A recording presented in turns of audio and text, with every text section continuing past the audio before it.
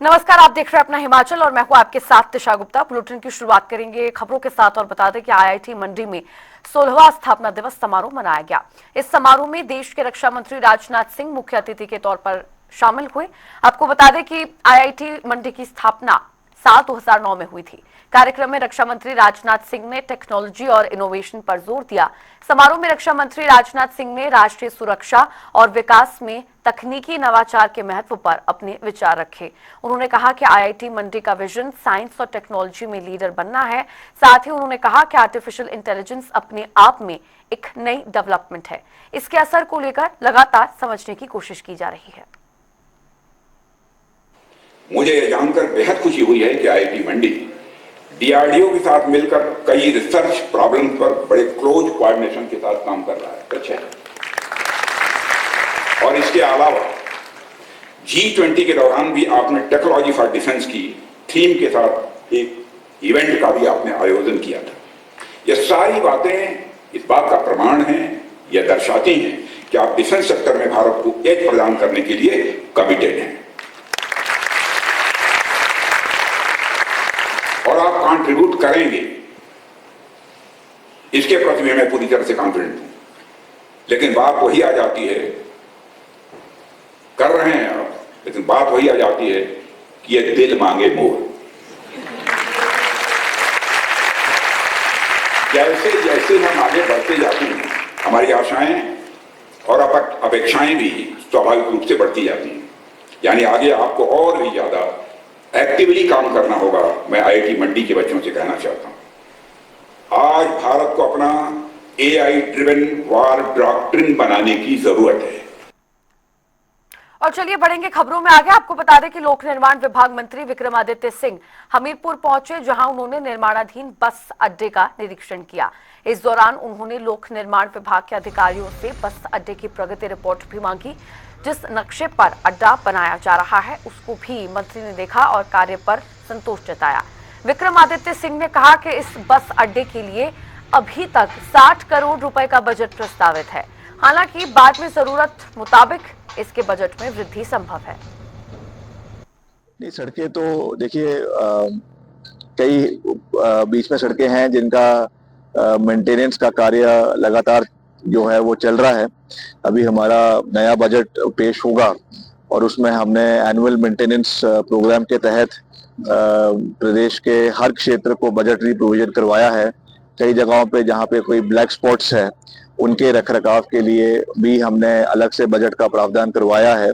नई सड़कों का निर्माण भी हो रहा है। तो अभी प्रदेश के अंदर करीबन 35,000 स्क्वायर किलोमीटर सड़कें प्रदेश में बन चुकी है। हम एक बहुत बड़ा जाल तो पूरे प्रदेश में सड़कों का है। अब उसमें जो है मेंटेनेंस का चैलेंज निश्चित तौर से रहता ही है, चाहे वो एनएच की सड़कें हैं, चाहे वो स्टेट की सड़कें हैं, चाहे वो लिंक रोड्स है। तो उस पर हम लगातार उसका प्रयास कर रहे हैं कि क्वालिटी को इम्प्रूव किया जा सके। उसके लिए मैं खुद हम प्रदेश के अलग अलग क्षेत्र का दौरा भी कर रहे हैं, हम इसका रिव्यू बैठक्स भी कर रहे हैं। तो पूरा प्रयास जो है वो हो रहा है और अभी मैं जल्दी जो हमारा हमीरपुर मंडी एनएच है उसका भी मैं निरीक्षण करूंगा। मैंने उसके लिए जो यहाँ के विधायक है उनसे सबसे बात करी है। और उधर आपको बता दें कि मुख्यमंत्री सुखविंदर सिंह सुक्खू के मालदीव दौरे को लेकर प्रदेश में सियासत गर्मा गई है।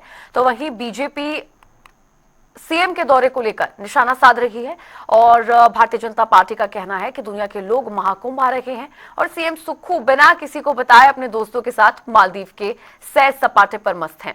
तो वहीं पलटवार करते हुए कांग्रेस ने कहा कि मुख्यमंत्री या कौन कहां जा रहा है इसकी चिंता छोड़कर बीजेपी को प्रदेश हित के बारे में सोचना चाहिए। जनता त्रस्त है और मुख्यमंत्री मस्त है। और जिस प्रकार से हिमाचल प्रदेश में परिस्थितियां चल रही है और केवल मात्र हिमाचल प्रदेश के कांग्रेस के नेता एवं मंत्री केंद्र सरकार को दोषी करार देते हैं, पर खुद तो जो है ये काम की तरफ जो है बिल्कुल इनकी रुचि दिखाई नहीं देती है। अगर आप देखेंगे मुख्यमंत्री जो है वो अपनी छुट्टियां काटने के लिए मालदीव जाते हैं, जहां पूरी दुनिया प्रयागराज जा रही है और महाकुंभ में जा रही है और मुख्यमंत्री मालदीव में छुट्टियां काटने जाते हैं। वित्तीय स्थिति की हालत आपको पता ही है क्या है।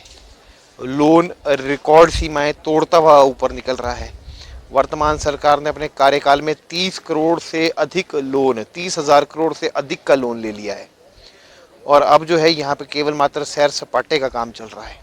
कौन कहाँ जा रहा है, क्यों जा रहा है, इन बातों को छोड़कर उनका ध्यान जो है हिमाचल प्रदेश के अधिकार जहां जो है वो, और हिमाचल प्रदेश के जो हित जहां पर जिन पर हितों पर जो आक्षेप हो रहा है उनके बारे में चिंता जो है उनको ज्यादा करनी चाहिए। क्योंकि 2 वर्ष से हम भी ये कह रहे हैं कि आप जो हमारी आपदा की राशि है, जो प्रभावित परिवार हैं जिनको हमने प्रदेश सरकार ने माननीय मुख्यमंत्री जी के नेतृत्व में 4,500 करोड़ रुपए का पैकेज जो मुहैया करवाया, लेकिन अभी भी बहुत सा राहत कार्य जो है बाकी पड़ा है।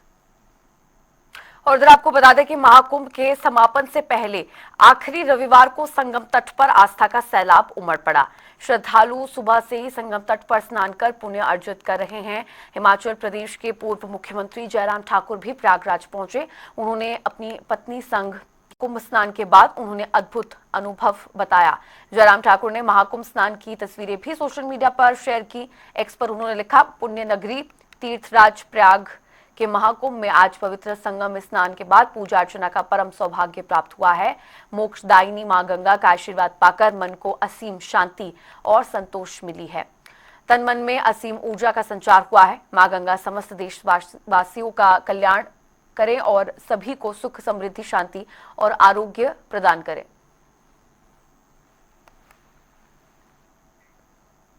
और वहीं आपको बता दें कि केंद्र सरकार की ओर से वकीलों के ऊपर अधिवक्ता संशोधन बिल को लागू करने को लेकर हमीरपुर में बार एसोसिएशन के सदस्यों ने हड़ताल कर विरोध किया है।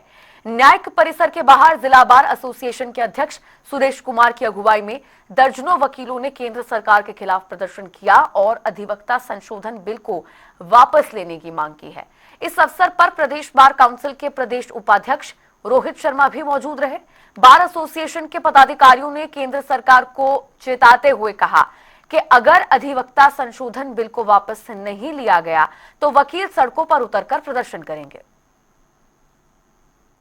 जैसा कि पूरे हिमाचल प्रदेश में अलग अलग जगह पे सभी जिला वार एसोसिएशन ने इस काले कानून को लेकर रोष प्रकट किया है और हर जगह एजिटेशन किया जा रहा था।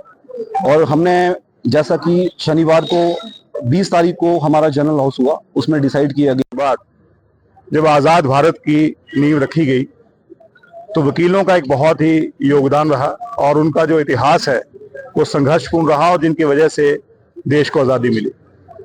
और एडवोकेट एक्ट 1961 की फॉर्मेशन हुई और जिसके तहत इंडिपेंडेंस ऑफ जुडिशरी के साथ इंडिपेंडेंस ऑफ एडवोकेसी को भी अपहोल्ड किया गया। आज स्थिति क्या है? स्थिति ये है कि केंद्र सरकार चाहती है कि बार काउंसिल के अंदर सरकार के नुमाइंदे हों, सरकार के नुमाइंदे वकीलों की कंप्लेंट्स को सुने।